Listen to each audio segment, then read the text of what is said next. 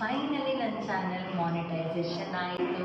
So ನೀವು ನಂಬ್ತಿರೋ ಬಿಡ್ತಿರೋ finally monetisation ಆಯಿತು. ಇನ್ಮೇಲೆ ದುಡ್ಡು. ಹಾಯ್ ಹಲೋ ಎಲ್ರಿಗೂ ನಮಸ್ಕಾರ. ಕಾವ್ಯ ಹರಿಕೃಷ್ಣ ಯೂಟ್ಯೂಬ್ ಚಾನಲ್ಗೆ ಎಲ್ಲರಿಗೂ ವೆಲ್ಕಮ್ ಫ್ರೆಂಡ್ಸ್, ಹಾರ್ಟ್ಲಿ ವೆಲ್ಕಮ್. ಯಾರೆಲ್ಲ ಮೊದಲೇ ಬರೀ ನನ್ನ ವೀಡಿಯೋಸ್ನ ನೋಡ್ತಾ ಇದ್ದೀರಾ ದಯವಿಟ್ಟು ಸಬ್ಸ್ಕ್ರೈಬ್ ಮಾಡ್ಕೊಂಡು ನೋಡಿ, ಹಾಗೆ ಬೆಲ್ ಐಕನ್ ಕೂಡ ಕ್ಲಿಕ್ ಮಾಡಿ. ಮುಂದೆ ಮಾಡುವಂಥ ವೀಡಿಯೋಗಳ ನೋಟಿಫಿಕೇಶನ್ ಪಟ್ ಅಂತ ಸಿಗುತ್ತೆ. ಸೊ ಬನ್ನಿ ಗೈಸ್, ವಿಡಿಯೋನ ಸ್ಟಾರ್ಟ್ ಮಾಡೋಣ. ಸೊ ನನ್ನ ಒಂದು ಚಾನಲ್ಲು ಯೂಟ್ಯೂಬ್ ಚಾನಲ್ಲು ಮಾನಿಟೈಸೇಷನ್ ಆಗಿದೆ. ಸೊ ನನಗಂತೂ ತುಂಬ ಖುಷಿ ಆಯಿತು. ಸೊ ನಾನು ಮಾನಿಟೈಸೇಷನ್ಗೆ ಅಪ್ಲೈ ಮಾಡಿದ್ದಾದಮೇಲೆ ಒಂದು 3-4 ಡೇಸ್ ತೊಗೊಂಡಿದ್ದೆ ಟೈಮು. ಅದರಲ್ಲಿ 2 to 3 ವೀಕ್ಸ್ ಅಂತ ಇರುತ್ತೆ. ಸೊ ಒಬ್ರೊಬ್ರಿಗೆ ಬೇಗನೆ 24 ಅವರ್ಸ್ಗೆ ಮಾನಿಟೈಸೇಷನ್ ಕಂಪ್ಲೀಟ್ ಆಗುತ್ತೆ, ಒಬ್ರಿಗೆ 48 ಅವರ್ಸು. ನನಗೆ ಒಂದು 4 ಡೇಸ್ ಆಯ್ತು ಅಂತ ಅನಿಸುತ್ತೆ. ಸೊ ನನಗೆ ಇದರಲ್ಲಿ ಯಾವುದಕ್ಕೆ ಸುಳ್ಳು ಹೇಳೋದಕ್ಕೆ ಇಷ್ಟ ಇಲ್ಲ.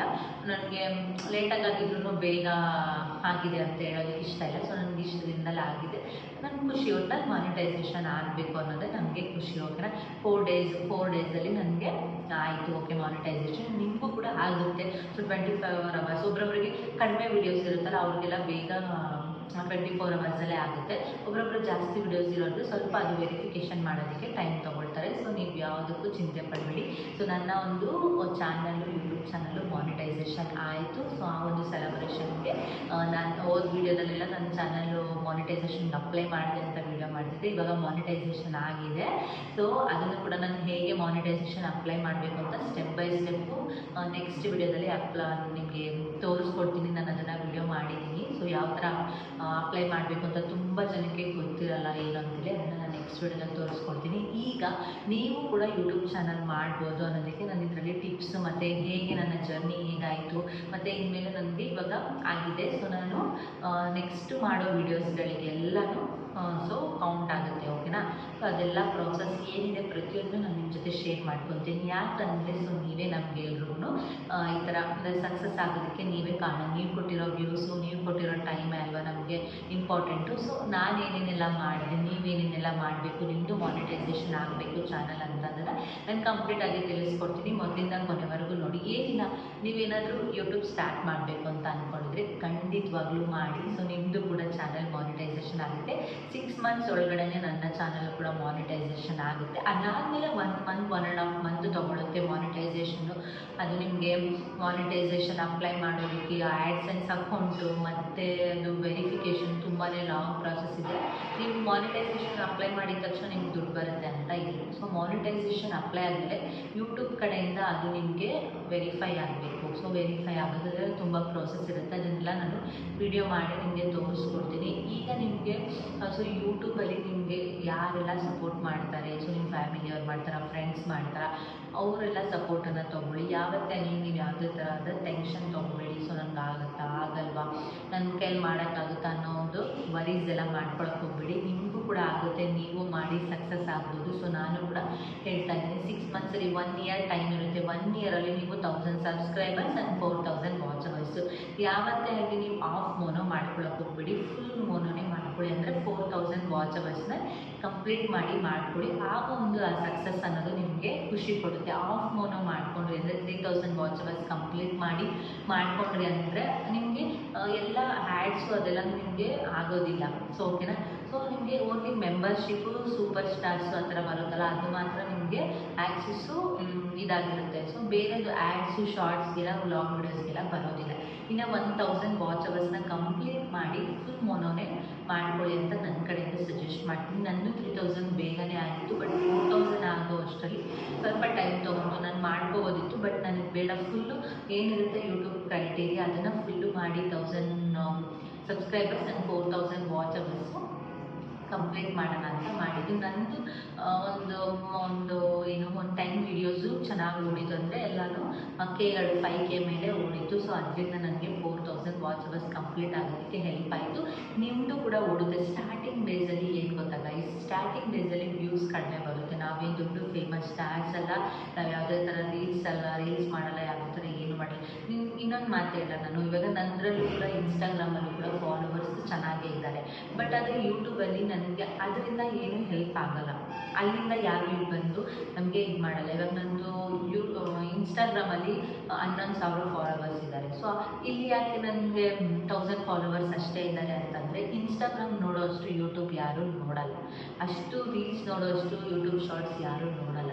ಯಾಕಂದರೆ ಇದರಲ್ಲಿ ತುಂಬ ಕಷ್ಟ ಇದೆ. ಇನ್ಸ್ಟಾಗ್ರಾಮಲ್ಲಿ ಈಸಿಯಾಗಿ ಅದು ಇನ್ಸ್ಟಾಗ್ರಾಮ್ ಆಲ್ಗೋರಿದಮ್ಮು ಬೇಗ ಯಾವ ವಿಡಿಯೋ ಹಾಕಿದ್ರೆ ಅದು ವೈರಲ್ ಆಗುತ್ತೆ. ಬಟ್ ಯೂಟ್ಯೂಬು ಆ ಥರ ಅಲ್ಲ. ಸೊ ನಾವು ಕಷ್ಟಪಡಬೇಕು. ನಾವು ಎಷ್ಟು ತುಂಬ ಕಷ್ಟಪಟ್ಟು ಮಾಡಿರೋ ವೀಡಿಯೋಸು ಓಡಲ್ಲ. ಯಾವುದೋ ನಾವು ಅನ್ನೋನಾಗಿ ಏನೋ ಮಾಡಿರ್ತೀವಿ ಅಂತ ಓಡುತ್ತೆ. ಅದು ಏನಂತಾರೆ ಲಕ್ ಅಂತಾರೆ, ಆ ಥರನೂ ಆಗುತ್ತೆ ಯಾವುದೋ ಒಂದು.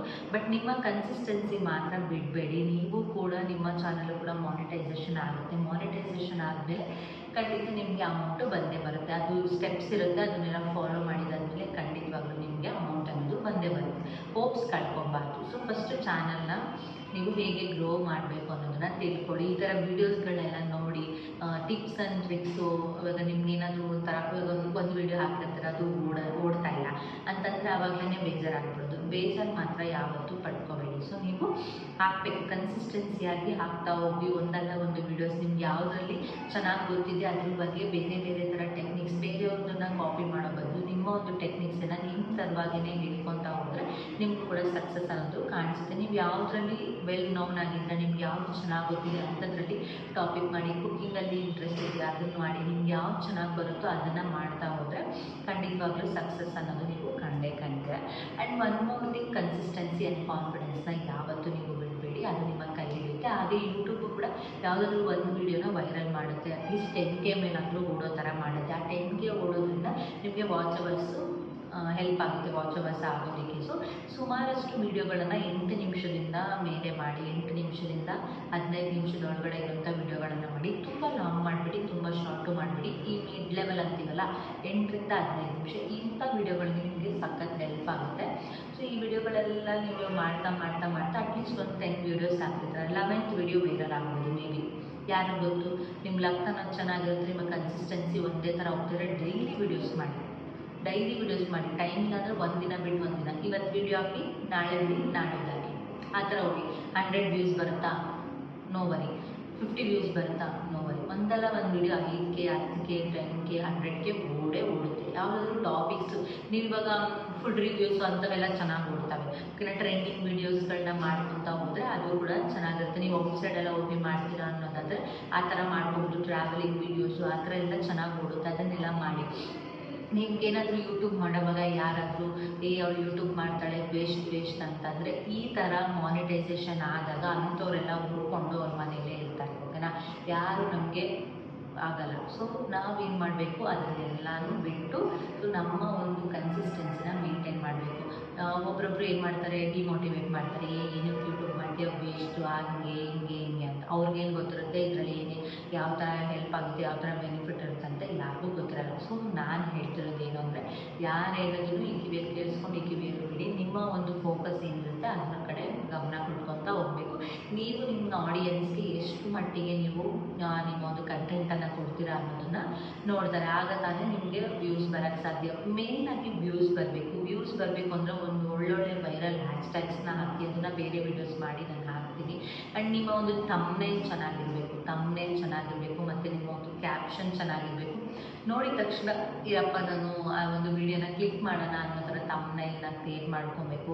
ಸೊ ಆ ರೀತಿ ತುಂಬಾ ಇರುತ್ತೆ. ಥಂಬ್ನೇಲ್ ಯಾರಿಗಾದ್ರೂ ಮಾಡೋಕ್ಕೆ ಬರಲ್ಲ ಅಂದರೆ ಸೊ ಕಮೆಂಟ್ ಮಾಡಿ, ನಾನು ಹೇಗೆ ಥಂಬ್ನೇಲ್ ಕ್ರಿಯೇಟ್ ಮಾಡೋದು ಅಂತ ಕೂಡ ಕಂಪ್ಲೀಟಾಗಿ ತಿಳಿಸ್ಕೊಡ್ತೀನಿ. ಮತ್ತು ಎಷ್ಟೊಂದು ಜನಕ್ಕೆ ವೀಡಿಯೋಗಳನ್ನ ಹೇಗೆ ಎಡಿಟ್ ಮಾಡೋದು ಅಂತಲೂ ಗೊತ್ತಿರಲ್ಲ. ಸೊ ಅದನ್ನು ಕೂಡ ನಾನು ನಿಮಗೆ ತಿಳಿಸ್ಕೊಡ್ತೀನಿ.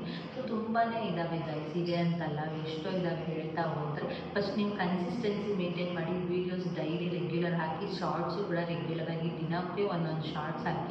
ಇಲ್ಲ ದಿನಕ್ಕೆ 2 ಶಾರ್ಟ್ಸ್ ಹಾಕ್ತೀನಿ ಅಂದರೆ ಒಬ್ಬೊಬ್ಬರಿಗೆ ಶಾರ್ಟ್ಸ್ ಕ್ಲಿಕ್ ಆಗುತ್ತೆ, ಒಬ್ಬೊಬ್ಬರಿಗೆ ವೀಡಿಯೋಸ್ ಕ್ಲಿಕ್ ಆಗುತ್ತೆ. ಆ ರೀತಿಯಾಗಿ ಯೂಟ್ಯೂಬ್ ಹೋಗ್ತಾ ಹೋಗುತ್ತೆ.